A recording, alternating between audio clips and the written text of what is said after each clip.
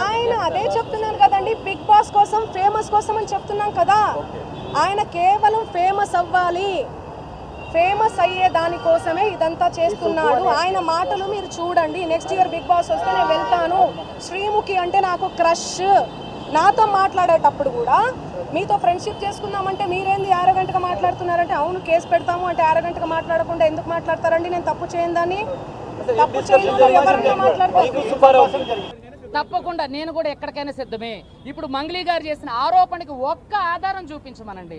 పాప ఇప్పుడు big boss అంటే సోకు ఐఎమ్ నాట్ ఇప్పుడు నేను వచ్చిన వాడిని కాదు, నా 9 సంవత్సరాల ఎక్స్పీరియన్స్ మీరు చూస్తే మీడియాలో కూడా నేను పెద్ద పెద్ద కేసుల్లో కూడా నేను అడ్వకేట్గా ఉన్నా. సో పాపం ఇంకొక అమ్మాయి పేరు లాక్ రావడం అనేది ఎక్కడన్నా నేను ప్రస్తావించానా? ఇప్పుడు ఆవిడ ఏది చెప్తే అది నిజమైపోతుంది. ఒక్క ఆధారం చూపించమనండి. నిన్న ఏదో నాది ఒక వీడియో ఇట్లాంటివి చూపించారు, పోనీ మీడియా వాళ్ళకి ఇచ్చారా? దాంట్లో ఏముంది ఏంటి అని మీడియా వాళ్ళకి ఇచ్చారా? ఆమె ఆరోపణలు చేస్తారు. అది పూజారి నాగేశ్వరరావు గారి ఆఫీసులో ఏది మేము చెప్పాం కదా, మేము పూజారి నాగేశ్వరరావు గారు పిలిపించారు.